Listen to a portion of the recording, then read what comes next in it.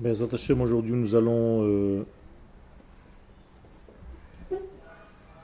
étudier concernant Yudzaïn Betamuz, qui a été reporté cette année, comme Tisha B'Av, à dimanche. Et nous allons voir que c'est en fait la source et la base, le fondement même de tout ce que nous appelons en hébreu des mashberim, c'est-à-dire des crises, des situations délicates de notre vie. Sugiyat ha-Khorban, donc dès que nous nous préoccupons du Khorban, de la destruction d'une manière générale, Mafgisha otanu midei shana beshana, eh bien ça nous fait nous mettre en face d'une certaine notion. À chaque année, ça se renouvelle. Iminyan shutfuto shel HaKadosh Baruch Hu bechayenu. Et le sujet principal qui se place devant nous, c'est l'association d'Akadosh Baruch Hu dans notre vie.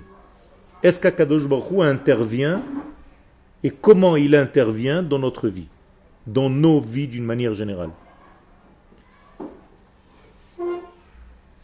Vous allez poser la question, comment est-ce lié au 17 Tammuz?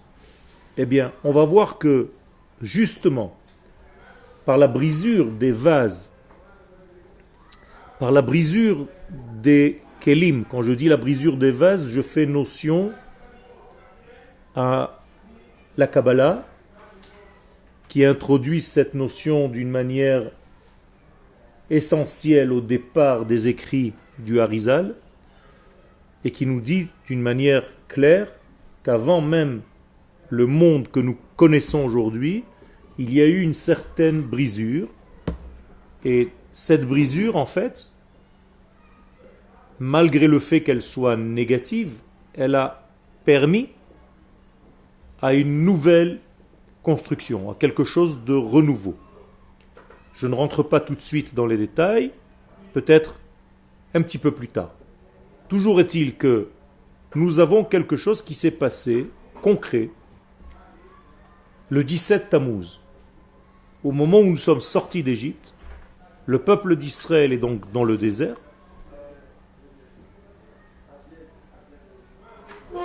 Il entend les voix célestes, mais il ne reçoit rien. Le lendemain matin, Moshe Rabbeinu monte à un niveau supérieur pour redescendre 40 jours plus tard, et cette fois-ci avec quelque chose dans la main, les tables. Les tables sur lesquelles sont inscrits les valeurs de l'infini. C'est quelque chose qui est difficile à concevoir pour l'homme, et c'est pour ça que je ne rentre pas là aussi, là non plus, dans les détails. Car dans ces 10 paroles sont gravées en fait les valeurs essentielles qui viennent du ciel. C'est-à-dire la manière dont le monde doit avancer. Quand je dis que c'est gravé dans les tables, c'est pas seulement que c'est gravé sur des tables, comme vous avez peut-être vu dans un film, mais ici les tables c'est la matière. Et la matière c'est la vie. La matière c'est le monde. Ça veut dire que pour la première fois dans l'histoire humaine, l'infini est gravé dans l'existence. Et l'infini descend dans l'existence. Et le jour qui a été choisi pour que l'infini s'inscrive dans l'existence, c'est ni plus ni moins que le 17 Tammuz. Ça veut dire que ce jour-là, dans son essence, est bon. Ça veut dire que ce jour-là, dans son essence, il est extraordinaire, il est le trait d'union entre les valeurs du ciel et leur capacité à s'habiller dans la matière. Malheureusement, lorsque nous ratons ce mariage, entre guillemets, cet accouplement, entre guillemets, eh bien, au lieu que la chose soit vivante et qu'elle continue et qu'elle élabore la vie, eh bien, le tout se détruit, les tables tombent, elles se cassent, elles se brisent et les lettres ne restent plus dans ce monde, elles remontent vers leur source. C'est-à-dire que nous restons en fait, après cette brisure, avec de la matière qui un jour a subi la gravure de la parole divine, mais qui, après la faute du veau d'or, ces paroles sont en quelque sorte reparties à leur source, et nous sommes restés en fait avec une matière inerte qui n'arrive plus, comme c'était prévu, à révéler l'infini. Ce qui veut dire qu'après la faute du veau d'or, après la brisure des tables, eh bien l'esprit reste dans l'esprit et la matière reste dans la matière. Il y a une séparation, chas v'shalom, entre l'esprit et la matière. Bien entendu, c'est quelque chose de négatif qu'il faut corriger. Akadosh Baruch Hu, et c'est le but même de la création, c'est de descendre pour inscrire toutes ces vertus dans le monde, dans l'existence, en bas, dans la matière. Et chaque jour qui passe où cette chose-là n'est pas faite, n'est pas réalisée, mais c'est comme si Chaz v'Shalom Akadosh Baruch Hu restait dans son ciel et que nous restons dans notre monde. Et qu'il y a une séparation entre le ciel et la vie d'en bas. Donc Akadosh Baruch Hu est dans un exil céleste et nous sommes dans un exil terrestre parce que la Géoula, c'est la rencontre entre l'esprit et la matière, entre le ciel et la terre. Et tant que le ciel et la terre ne se rencontrent pas, il n'y a pas de notion de Géoula. Donc c'est un état de mort. Okay? On peut appeler ça un état de sommeil, de mort, mais bien entendu, et immédiatement je mets une clause importante, c'est qu'en aucun cas il s'agit ici de quelque chose de définitif que nous devons subir sans comprendre qu'il s'agit en fait de quelque chose de passager que nous pouvons et que nous devons corriger. Quel ? Pourquoi cette date-là ? Elle a une source. Et on va essayer d'arriver. Donc, je reprends le texte. Shvirat haluchot beyudzain betamuz nisheret etzlenu begeder ta'aluma. D'abord et avant tout, il est incompréhensible pour nous de comment quelque chose d'aussi divin, d'aussi élevé, d'aussi grand, tel que les tables, se brise. Pourquoi ? Parce que si tu dis à quelqu'un qu'un élément tel que celui-ci s'est cassé, ça veut dire qu'en réalité, même dans les valeurs les plus élevées d'Akadosh Baruch Hu, il y a une brisure. Donc ça peut nous démoraliser. Ça peut nous dire que, chas v'shalom, les forces négatives dans ce monde sont aussi fortes que les forces d'Akadosh Baruch Hu. Et la preuve, dans cette bataille, c'est les forces du mal qui ont gagné. On ne peut pas, vous comprenez bien, arriver à une conclusion pareille. C'est du pessimisme qui aboutit à un yéhouch, à une dépression totale. Et chas v'shalom, on peut s'éloigner totalement et tomber totalement dans notre vision, dans notre appréhension du Kodesh. Et donc il faut essayer de comprendre ce que cela veut dire. Toujours est-il qu'il y a une brisure, qu'il y a quelque chose qui s'est cassé. Et donc chez nous, ça reste dans le domaine de l'incompréhensible.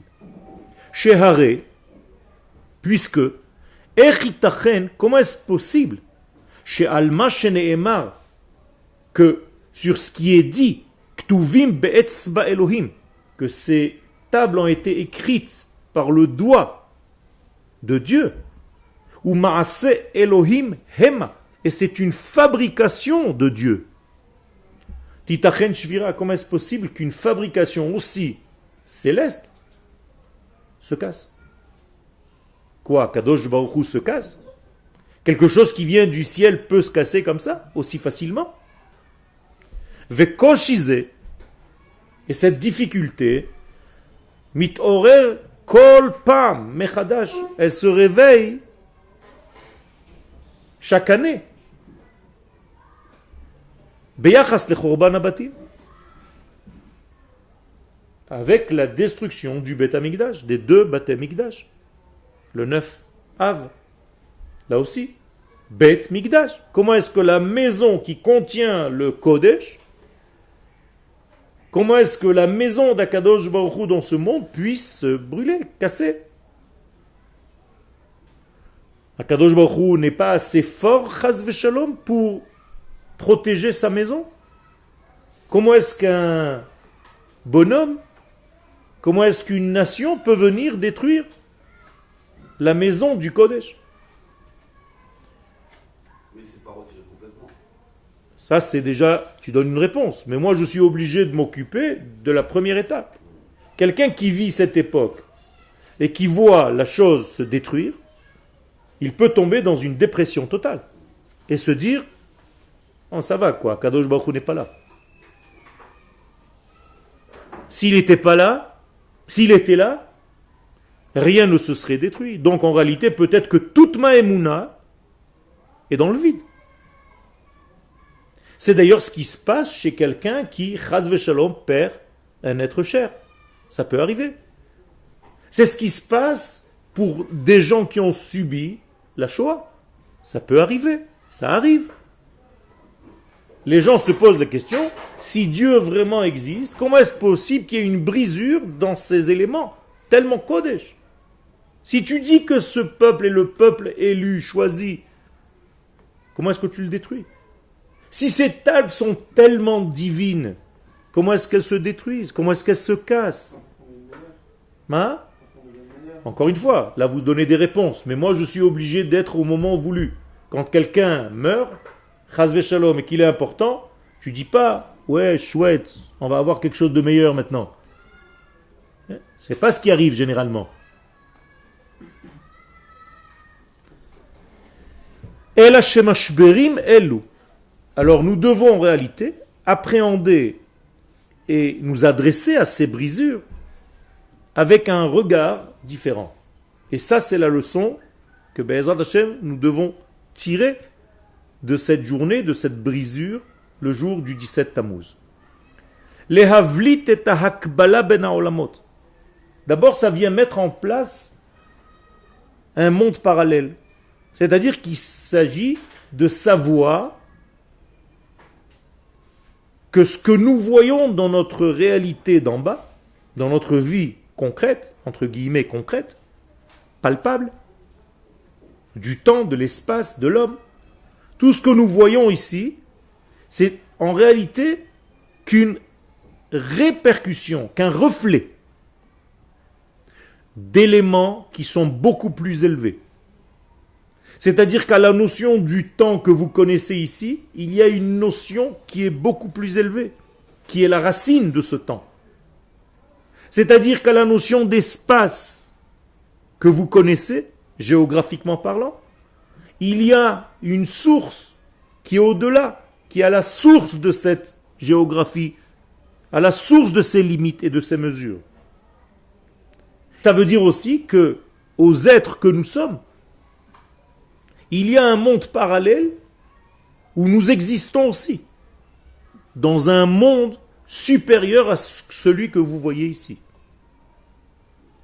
Que vous avez l'habitude d'appeler votre Neshama. Votre Neshama, c'est un modèle. C'est un modèle qui, lui, est imperturbable, incassable. Mais il existe dans un monde parallèle. Et nous, ici, nous sommes la concrétisation, le reflet, comme un écran de cet être. Alors, tout ce que nous avons dans ce monde, le temps, l'espace et l'identité humaine, bien ça a des racines célestes. Donc, je dois comprendre que lorsqu'il se passe quelque chose dans ce monde, ça veut dire qu'il s'est passé quelque chose déjà dans la source, avant que ça n'arrive au résultat. Quel? Comment ça s'est passé dans la source? Parce qu'il y a pas de, il y a un libre arbitre dans ce... Alors justement, on va essayer de comprendre. Donc cette âme, elle pilote notre vie Exactement. Il y a un pilotage de l'âme qui pilote un corps. Mais ce corps-là, on va voir qu'il a aussi une capacité à ouvrir ou à fermer la porte à ce pilote. L'école mashber be'olamenu.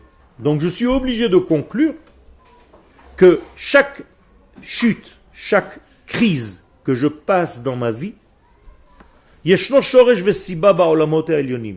y a une source, une cause qui a fait arriver à cet effet. C'est-à-dire il y a une cause à effet, il y a une causalité, il y a un rapport de cause à effet entre toutes les choses de ce monde. Je donne un exemple ici. Quand un homme est triste dans ce monde, quand il souffre, quand il pleure, quand il est dans un moment d'étroitesse dans sa vie, quand il est mal dans sa peau, il y a quelque chose déjà dans son plus profond, toujours ici, mais dans son plus profond de son être, il y a quelque chose qui est en train de se perturber, ou qui s'est déjà perturbé. C'est-à-dire que sa émouna est en train de s'affaiblir. C'est d'ailleurs pour cette raison qu'il est triste. Car tu ne peux pas être triste si ta émouna est au même degré de force. Si tu es triste maintenant par rapport à quelque chose, c'est que tu as perdu, ta émouna a reçu un coup.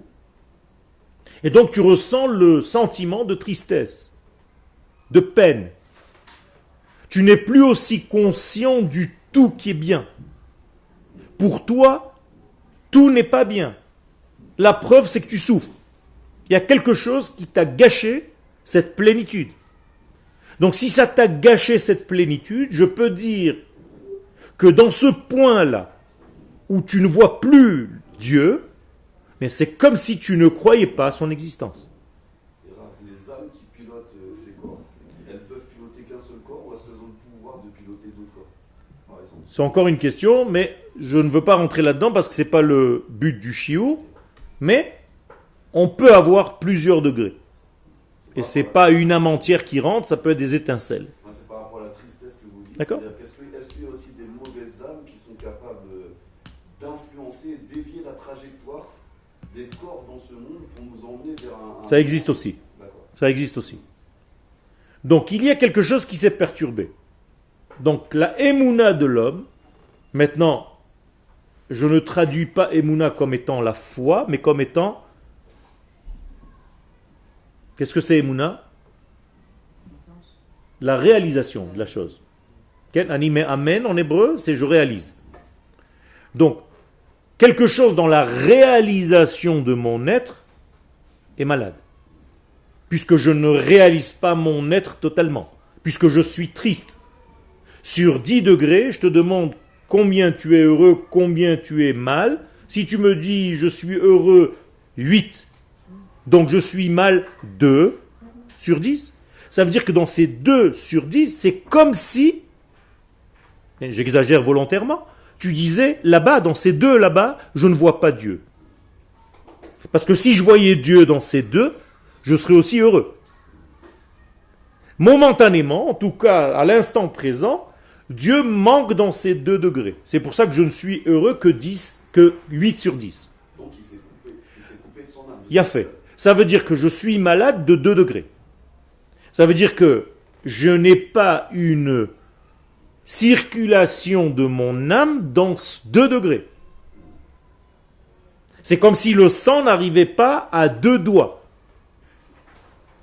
Et donc, Chas v'Shalom, si la situation continue, il va falloir amputer.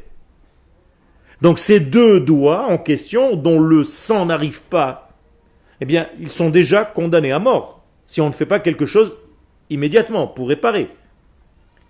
Mais c'est la même chose au niveau de l'être. Si notre neshama ne circule pas à 100%, et donc je ne réalise pas à 100% mon être supérieur de l'étage supérieur, eh bien je suis malade de ce manque-là. Et est-ce qu'on peut être un être sans âme? Non. Si on s'est coupé de sa source, c'est-à-dire que que C'est fini. l'âme, elle est là, mais elle ne peut plus contrôler le corps parce que le corps. Elle ne sait, c'est pas une question de contrôle, elle ne circule plus. Ça veut dire que l'homme ne vit plus. Donc c'est un être sans âme. C'est ce qu'on appelle un rachat. Il peut être vivant, mais en réalité il est mort. Et c'est pour ça qu'un rachat est appelé mort, même durant sa vie. C'est net. Donc le flux n'existe plus. Ve'asafek ochez b'mtsiuto.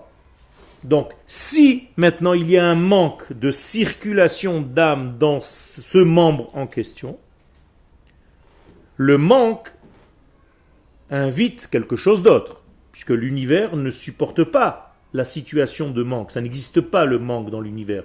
Si ce n'est pas plein de Emouna, le degré qui s'est vidé, il s'est rempli d'autre chose. On est d'accord? Quand je vide un verre de la moitié du liquide qu'il y avait en lui, cette moitié se remplit automatiquement de quoi? D'air. Il n'y a pas du vide. Mais dans l'espace, dans l'univers, c'est la même chose.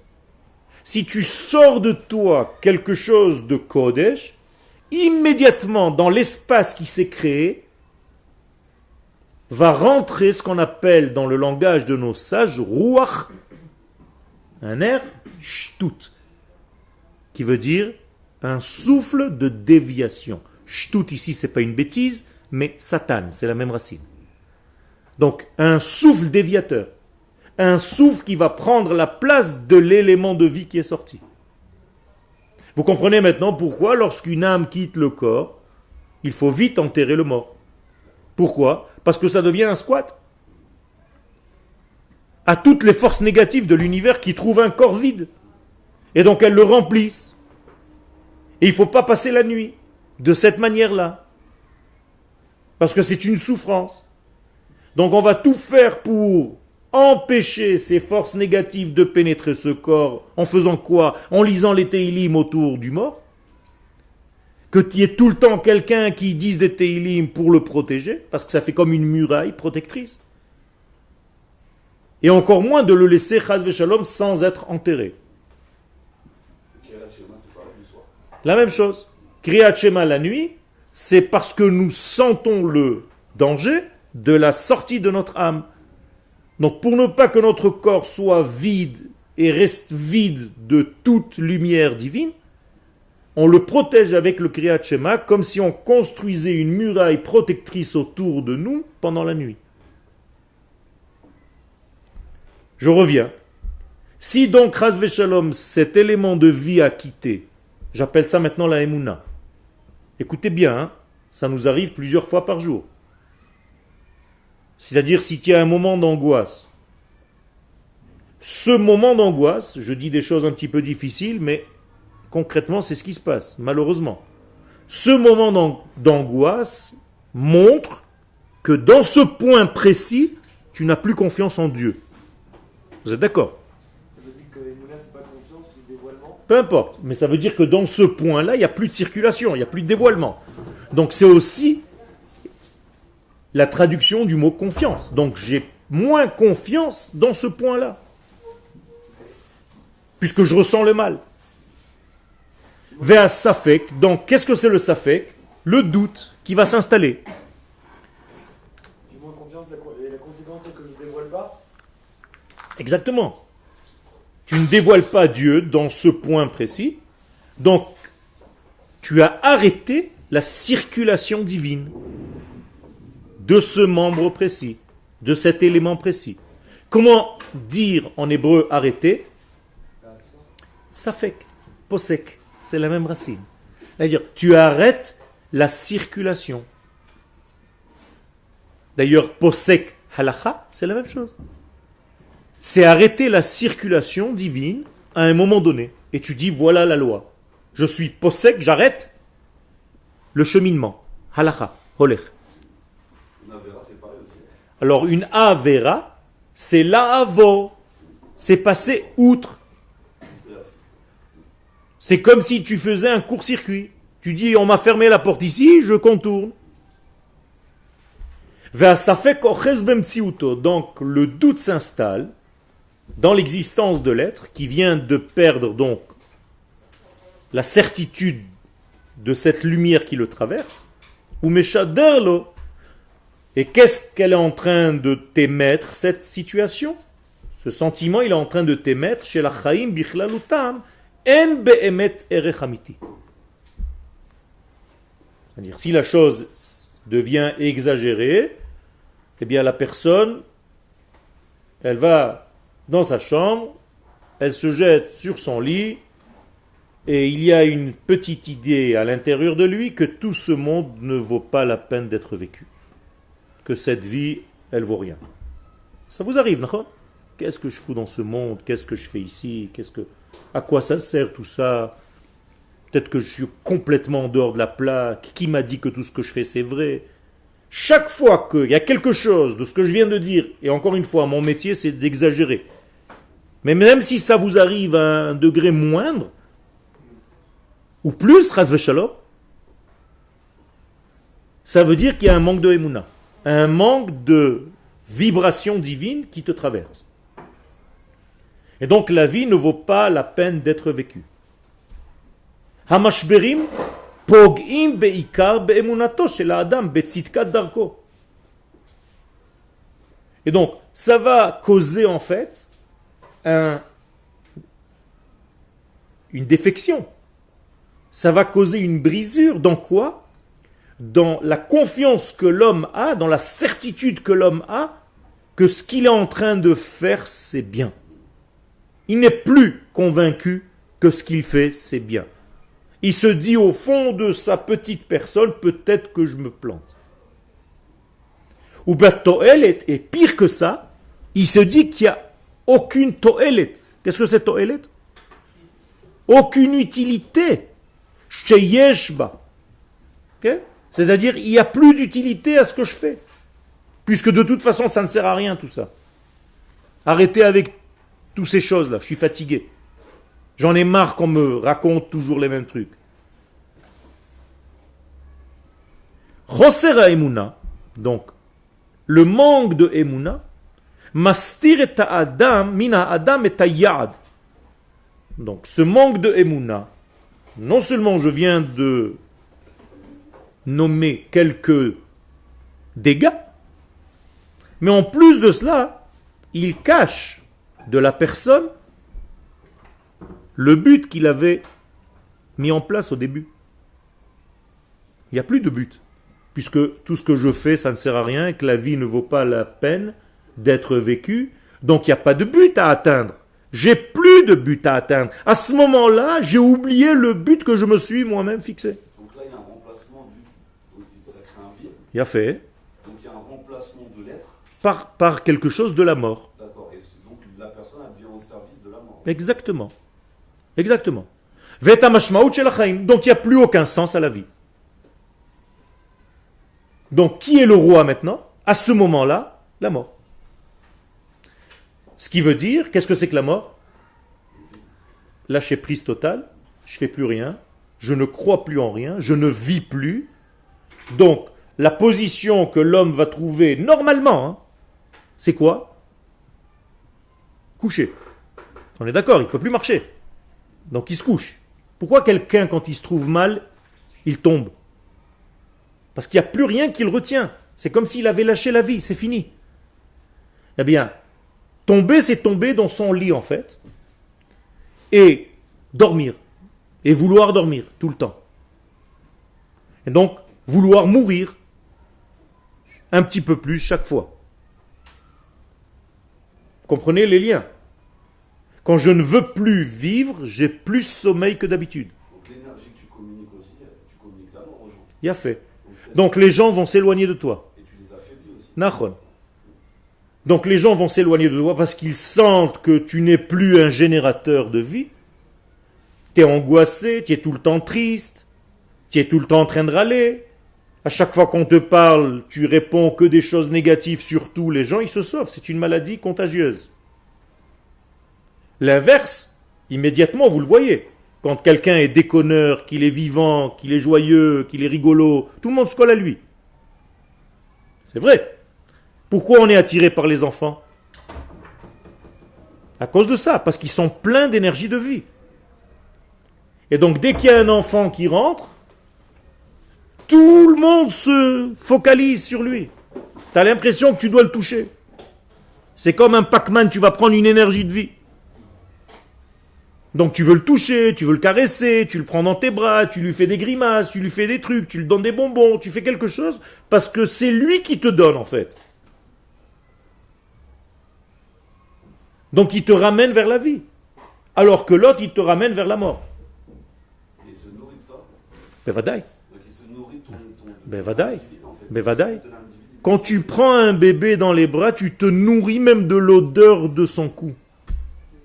Du parfum que son corps dégage, tellement il y a une énergie de vie. Et chas v'shalom, quand quelqu'un s'en va, tu ne veux plus sentir, ça pue. Ça sent la mort. Ça sent le cadavre. Chas v'shalom. C'est la plus grande puanteur qui existe dans ce monde. Besha'a kazot. Donc regardez comment je vous ai amené en fait une brisure qui est tout à fait anodine. Apparemment, il s'est passé 17 Tammuz, vous allez à un chiour, on vous dit 17 Tammuz, il s'est passé 5 choses. Les tables se sont brisées. Magnifique. Mais regardez jusqu'où ça nous amène. Qu'est-ce que ça veut dire que quelque chose s'est cassé? Quand quelque chose s'est cassé dans l'amour que tu avais pour une personne, quand quelque chose s'est cassé dans la confiance que tu avais, c'est difficile de retrouver après l'élément de colle. Et là, c'est pire que tout. Parce que c'est comme si tu avais perdu la confiance au maître de la vie. À la vie entière. Donc à Dieu. Donc tu es dans une phase de dépression totale. Donc tu n'as plus de pression. Donc tu te déprécies. Donc tu deviens dépressif. Donc tu n'as plus de pression, donc tu tombes. Besha'a kazot, donc quand tu arrives, chas v'shalom, à un degré pareil, nir'eh she'en shum siba ve'shum tachlit. Dans la vie, au moment présent où tu es dans cette situation, il n'y a ni source, ni résultat. Il n'y a plus rien. C'est-à-dire, tu n'es plus capable de voir ni le passé, ni le futur. Tu n'es que dans le présent qui lui-même est en train de s'éteindre devant toi, chas v'shalom. Et tu finis par conclure que tout est,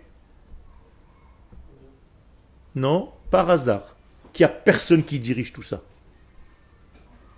Il n'y a aucun directeur, il n'y a aucun dirigeant, il n'y a aucun contrôleur, il n'y a pas quelqu'un qui fait une mise en ordre de tout ce monde. Tout ce qu'on t'a raconté dans les cours, tout ce que tu as étudié, ça tombe en 5 secondes comme un château de cartes. Il n'y a plus rien. Exactement. Donc le monde, en fait, n'est qu'un ensemble de molécules qui circulent, et voilà maintenant, il t'arrive ce qui t'arrive, chas v'shalom. Donc, il n'y a pas de sens. Voilà le secret. Il n'y a plus de sens à la vie. Puisqu'il n'y a pas un donneur de sens. Et donc, la justesse et la justice n'existent pas.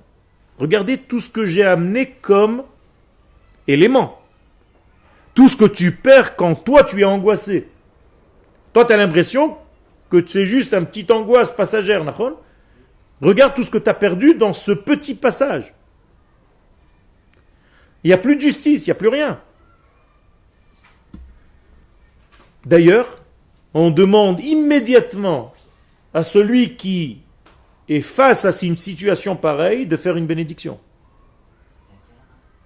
En face de quelqu'un qui vient de perdre un être vivant et qu'il est proche famille, qu'est-ce qu'on lui dit? Baruch ata Hashem Eloheinu melech haolam Dayan ha'emet. Qu'est-ce que c'est Dayan ha'emet? Le juge de la vérité. Pourquoi? Parce que, je pense que c'est parce que Hachem aura la mensuétude de l'accepter au Bénédal, même si ses actions sont un petit peu...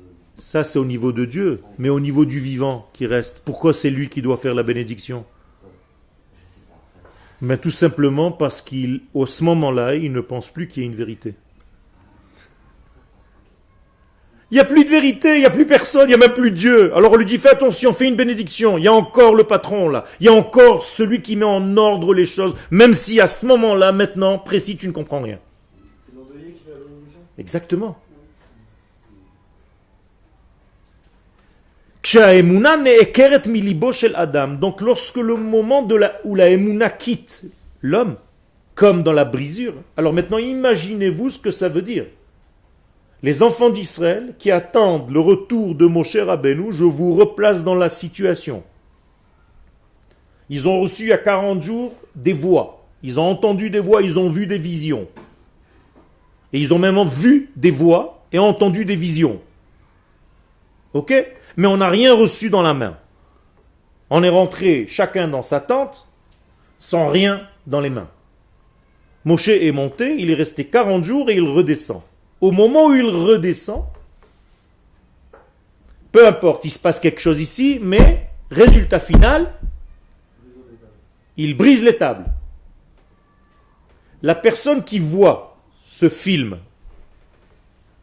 elle peut tomber dans une situation de dépression totale. Alors, Dieu s'est cassé la gueule, chas v'shalom. Toute la Torah qui est descendue du ciel ne vaut rien.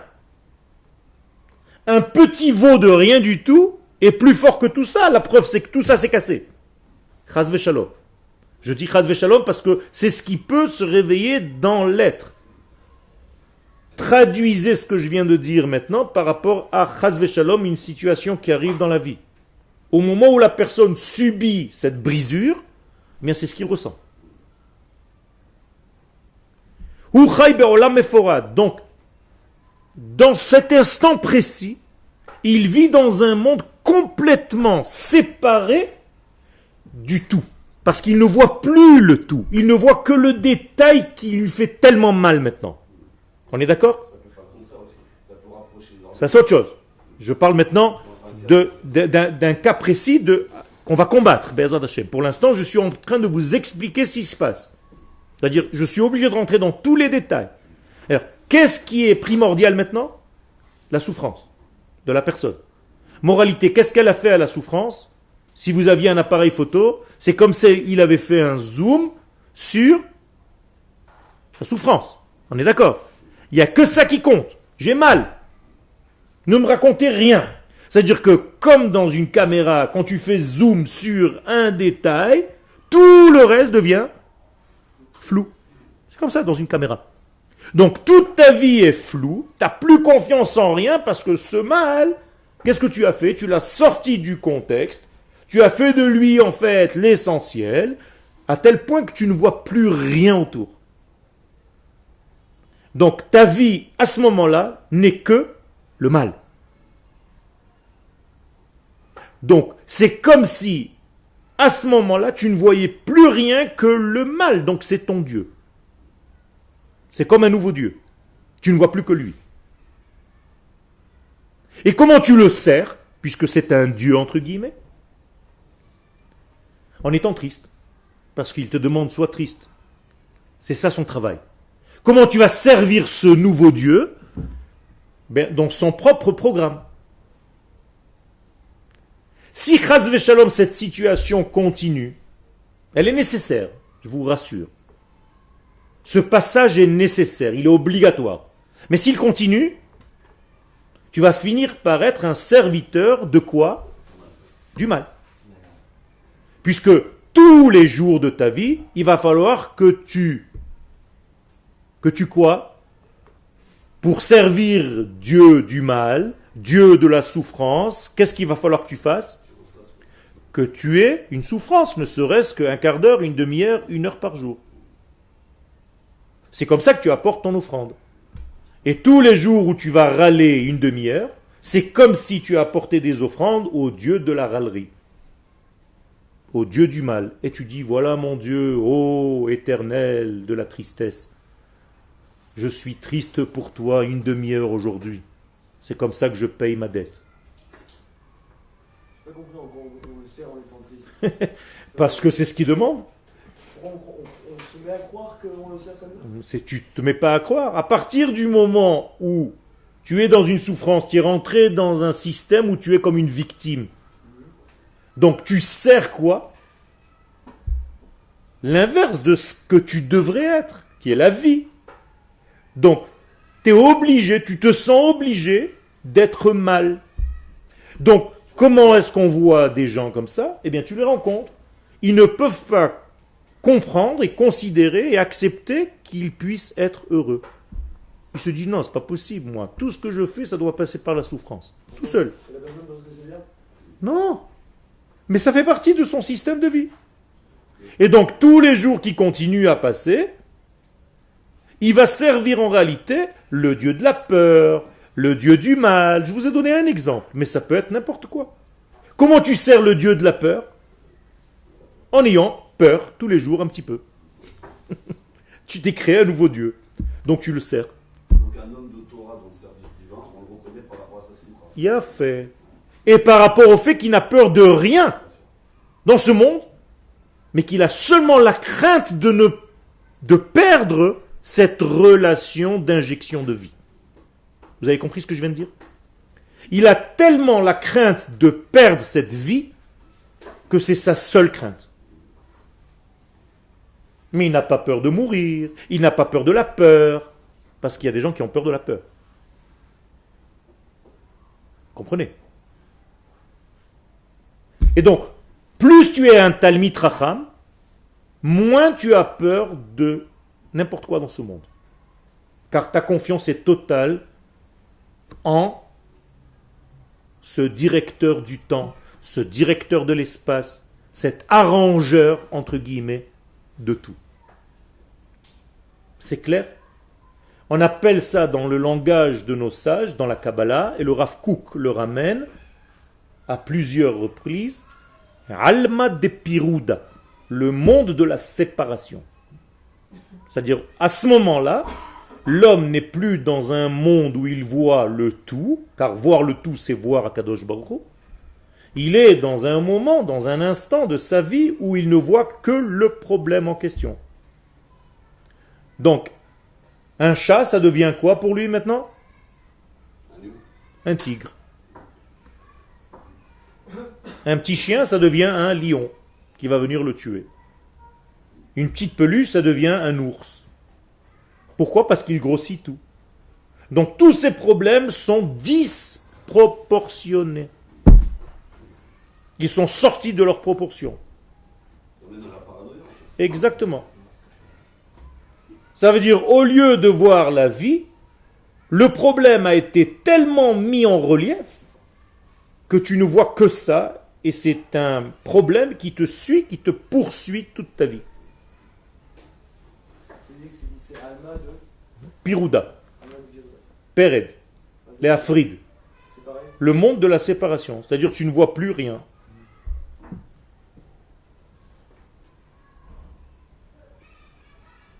Quand tu considères que ton corps n'est qu'un ensemble de membres, tu vis dans un monde de la séparation. Alors que toi, tu es conscient que tu es une entité. C'est d'accord? Tant que tu as conscience que tu vis et que tu es entier, que c'est toi, tu es dans une unité d'entier divin. Si Chaz Veshalom, imagine-toi la scène, tu as l'impression que ton petit doigt ne fait pas partie de ton corps, c'est comme si tu l'avais mis de côté. Ça n'existe pas. C'est une maladie. Donc tu n'as plus aucun lien entre les éléments de ton corps. D'ailleurs, quand tu es dans un moment de panique, si je te demande de mettre ton doigt dans la bouche, tu ne peux plus. Tu vas le mettre dans l'œil. Tellement tu ne sais plus, tu as des problèmes moteurs, tellement tu es paralysé, tellement tu trembles. Je vais te demander de me donner un verre d'eau, tu vas faire comme ça. Tellement tu as peur. Pas normal. Pourquoi? Parce que tu n'es plus dans un monde d'entité, tu es tellement sorti de ce monde de l'entité que chaque élément maintenant, c'est comme s'il bougeait tout seul. Terrible. She'en bo Eloah. Et pire de tout dans tout ça, c'est un monde vide de l'éternel. Il n'y a plus de Dieu. Car Dieu dans notre corps, c'est quoi? C'est la Neshama. On est d'accord? Qui fait le lien entre tous mes membres? Dieu, donc mon âme. Vous êtes avec moi ou pas?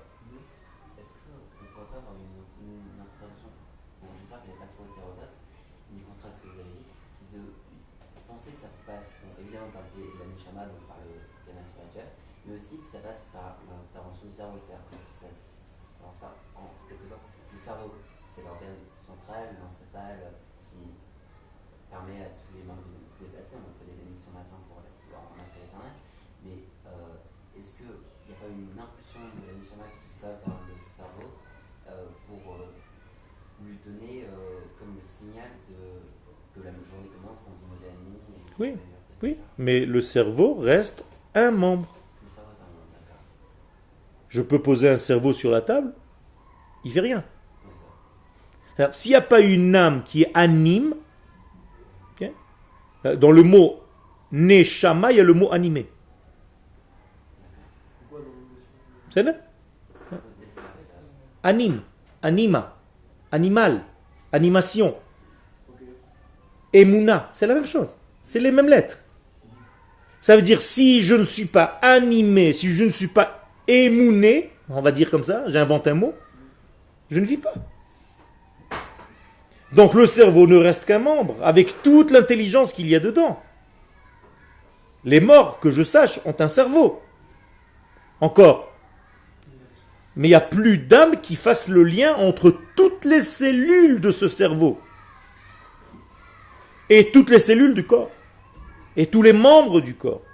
Donc je n'ai qu'un dénominateur commun dans tout mon être, c'est quoi?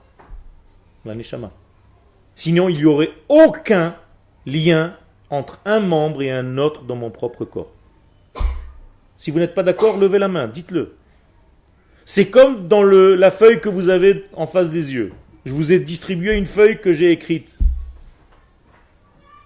Qu'est-ce qui fait le lien entre toutes les lettres?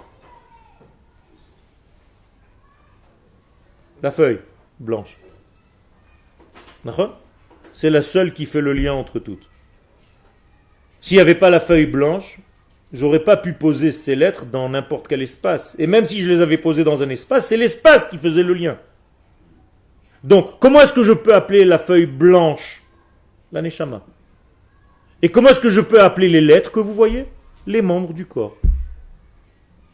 Donc le combat des forces négatives, en fait, c'est d'abaisser le taux vibratoire des êtres humains, en fait. C'est de montrer à l'homme que la lettre en question est essentielle, en oubliant qu'elle est posée elle-même sur du blanc. Pour récupérer l'âme, en fait. Exactement. En plus, eux, leur but, C'est de récupérer l'énergie vitale qui se trouve chez elle. donc pour vivre avec ça. Nachon. Paro, le pharaon, roi d'Égypte, ne tue pas les enfants d'Israël. Quel est son but? De les manger, de les absorber et de se nourrir de leur puissance. Quand une nation veut garder les Juifs chez elle, en fait, elle se nourrit de leur force. C'est tout. Et les gens qui ne comprennent pas cela continuent de vivre et de nourrir en fait d'autres nations au lieu de venir nous nourrir sa propre nation. C'est tout. Justement, j'avais lu un truc, je sais plus si c'était Jacques Attali ou quelqu'un d'autre qui l'avait écrit, mais c'était un pro article qui faisait genre 4 pages, et c'est vraiment intéressant parce qu'il montrait, en faisant une analyse économique, mais macro-historique, genre, il prenait la période où on avait expulsé des détails, et il montrait que ça avait été le déclin après, que ça n'avait pas pu marcher. Tout à fait. Pourquoi? Parce que justement l'intelligence, et c'est ce qui va prédominer notre futur proche, dans tous les domaines, c'est seulement des hommes qui vont avoir cette intelligence de voir toujours l'entité, et pas seulement le sujet qu'ils sont en train de développer. Donc si je veux maintenant gérer une crise, même si elle est économique, si je n'ai pas une vision du globus tout entier, du globe, de l'infini, je ne pourrais pas comprendre parce que je ne peux pas gérer par exemple l'euro parce qu'il est seulement en Europe. L'euro, il est issu de tout ce qui se passe dans le monde par rapport à l'Europe et pas seulement par rapport à l'Europe elle-même, dans l'Europe elle-même. Si je veux m'occuper du petit doigt, je dois m'occuper du corps entier pour que lui-même soigne ce petit doigt. Mais je ne peux pas m'occuper du petit doigt en me faisant comme s'il était en dehors du corps. C'est ne rien comprendre à l'histoire humaine. Et c'est tout comme ça aujourd'hui. Et aujourd'hui, il y a une vision du global Et c'est la Torah du secret. Je vous ai déjà dit que le mot secret en hébreu veut dire global. Sod ne veut pas dire secret, veut dire global. Donc la Torah du Sod, la Torah du secret, c'est la Torah du global. Pourquoi Sod veut dire global? Parce que c'est comme ça que c'est traduit en hébreu.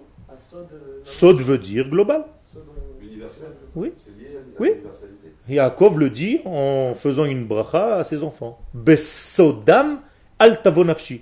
Que je ne sois pas lié à eux dans ce groupe. Donc, Sod veut dire groupe. Donc, la Torah du Sod, c'est la Torah du groupe.